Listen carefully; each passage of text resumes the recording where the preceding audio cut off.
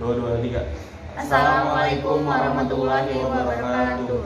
Nama saya Muhammad Rasulul Fikri dengan NIM 2007025055. Nama saya Cindy Yuliana Harahap dengan NIM 2007025024. Nama saya Muhammad Ardiansyah dengan NIM 2007025041. Nah, di sini kami akan menjelaskan materi tentang penyaluran dana bank syariah. Penyaluran dana bank syariah. Itu yang pertama ada aktiva produktif atau earning asset, yaitu penanaman dana bank baik dalam rupiah maupun valuta asing dalam bentuk pembiayaan.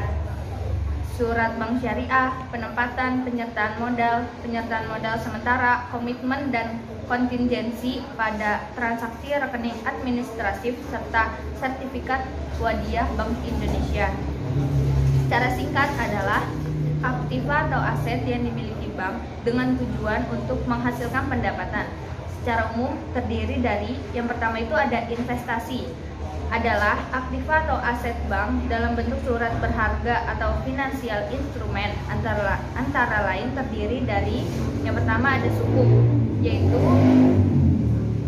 efek syariah berupa sertifikat atau bukti kepemilikan yang bernilai sama dan mewakili bagian penyertaan yang tidak terpisahkan atau tidak terbagi atas kepemilikan aset berwujud tertentu, nilai manfaat dan jasa atas aset proyek tertentu atau aktiva investasi tertentu dan kepemilikan atas aset proyek tertentu atau aktivitas investasi tertentu. Yang kedua ada surat berharga negara atau SBSN atau sukuk negara, yaitu surat berharga negara yang diterbitkan berdasarkan prinsip syariah sebagai bukti atas bagian penyertaan terhadap aset SBSN baik dalam mata uang rupiah maupun mata uang asing. Yang kedua ada pembiayaan. Pembiayaan adalah penyediaan dana atau tagihan yang dipersamakan, dengan itu berupa yang pertama transaksi bagi hasil dalam bentuk mudharabah dan musyarakah.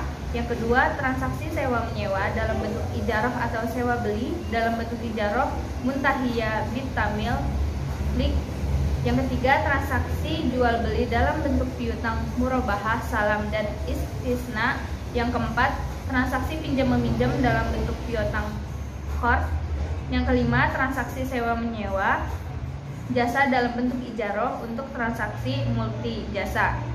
Berdasarkan persetujuan atau kesepakatan antara bank syariah atau UUS atau pihak lain yang mewajibkan pihak yang dibiayai dan diberikan fasilitas dana untuk mengembalikan dana tersebut setelah jangka waktu tertentu dengan imbalan ujroh, tanpa imbalan atau bagi hasil. Lalu ada jenis pembiayaan. Pembiayaan yang pertama, jenis pembiayaan itu ada pembiayaan produktif atau komersial. Adalah pembiayaan untuk keperluan usaha atau proses produksi barang dan jasa. Terdiri dari yang pertama, pembiayaan modal kerja, yaitu pembiayaan yang diberikan untuk membantu kebutuhan modal kerja usaha atau perputaran usaha nasabah. Yang kedua, pembiayaan investasi, yaitu pembiayaan yang diberikan untuk membiayai aktiva tetap yang digunakan demi menunjang kegiatan usaha. Lalu jenis pembiayaan yang kedua ada pembiayaan konsumtif, adalah pembiayaan yang diberikan untuk pembelian yang bersifat konsumtif atau digunakan sendiri. Contohnya pembiayaan kepemilikan rumah, kepemilikan kendaraan bermotor atau mobil dan sepeda motor, lalu kepemilikan perlengkapan rumah tangga. Lalu ada pembiayaan multi jasa.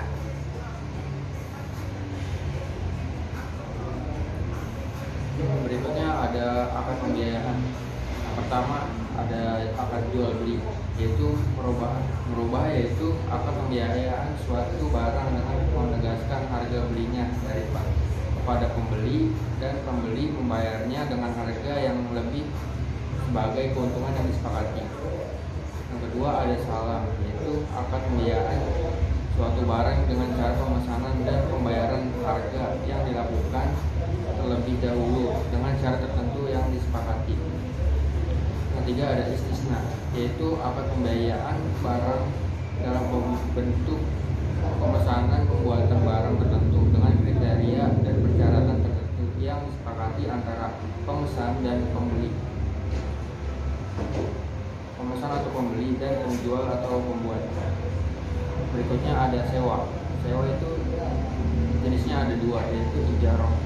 Ijaroh yaitu akad penyediaan dana dalam rangka memindahkan hak guna atau manfaat dari suatu barang atau jasa berdasarkan transaksi sewa tanpa diikuti dengan pemindahan kepemilikan barang itu sendiri. Yang kedua ada ijaroh muntahiyah bitamlik, yaitu akad penyediaan dana dalam rangka memindahkan hak guna atau manfaat dari suatu barang atau jasa berdasarkan transaksi sewa dengan opsi pemindahan kepemilikan barang. Berikutnya ada bagi hasil atau syirkah.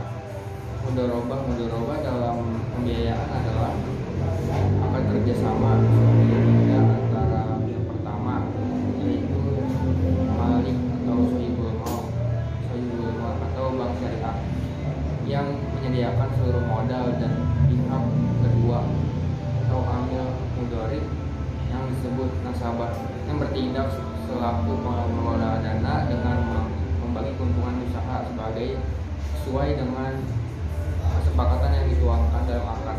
Sedangkan kerugian ditanggung sepenuhnya oleh bank syariah kecuali jika pihak kedua melakukan kesalahan yang disengaja, lalai atau menyalahi perjanjian. Berikutnya ada musyarakah. Musyarakah adalah akad kerja sama di antara kedua pihak atau lebih untuk suatu usaha tertentu yang masing-masing di mana pihak memberikan porsi dana dengan ketentuan bahwa keuntungan akan dibagi sesuai dengan kesepakatan, sedangkan kerugian ditanggung sesuai dengan porsi dana masing-masing. Berikutnya ada tabar. Tabar itu ada 4 jenis, yaitu yang pertama ada qard, yaitu peminjaman dana kepada nasabah dengan ketentuan bahwa nasabah wajib mengembalikan dana yang diterimanya pada waktu yang telah disepakati. Yang kedua ada hawalah, yaitu akad pengalihan utang dari pihak yang berutang kepada pihak lain yang wajib menanggung atau membayar. Yang ketiga ada kafal. Kafal yaitu akad pemberian jaminan yang diberikan satu pihak kepada pihak lainnya, di mana pemberi jaminan atau kafil bertanggung jawab atas pembayaran kembali utang yang menjadi hak penerima jaminan atau makful. Yang terakhir ada wakalah. Wakalah yaitu akad pemberian kuasa kepada penerima kuasa untuk melaksanakan suatu tugas atas nama pemberi kuasa. Berikutnya akan dibacakan oleh Fikri. Selanjutnya alat likuid dan cadangan likuiditas, yaitu aktiva atau aset yang dimiliki bank dengan tujuan untuk menjaga kemampuan membayar atau memenuhi kewajiban jangka pendek bank. Terdiri antara lain yang pertama kas, yaitu uang tunai, kertas dan logam atau rupiah dan valuta asing yang berada pada lemari simpanan aman bank. Yang kedua JWM, yaitu jumlah dana minimum yang wajib dipelihara oleh bank yang besarnya ditetapkan oleh Bank Indonesia sebesar persentase tertentu dari dana pihak ketiga bank. Yang ketiga, rekening di bank lain atau koresponden, yaitu dana bank atau rupiah dan valuta asing yang ditempatkan di bank lain untuk tujuan mendukung kelancaran operasional bank. Yang keempat, FASBIS, yaitu fasilitas simpanan yang disediakan oleh Bank Indonesia kepada bank untuk menempatkan dananya di Bank Indonesia dalam rangka standing facilities syariah.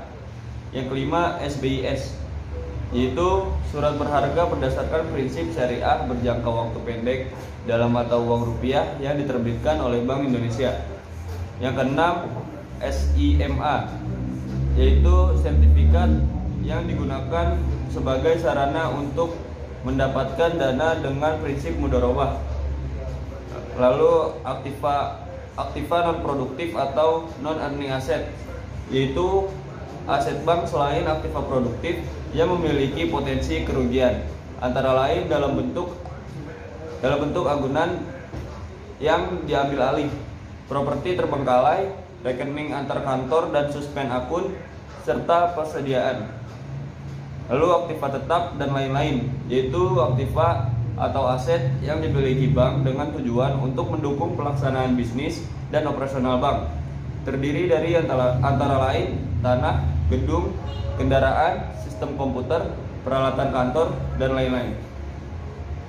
Sekian dari kami, kurang lebihnya mohon maaf. Bila fisabilillah fastabiqul khairat. Wassalamualaikum warahmatullahi wabarakatuh.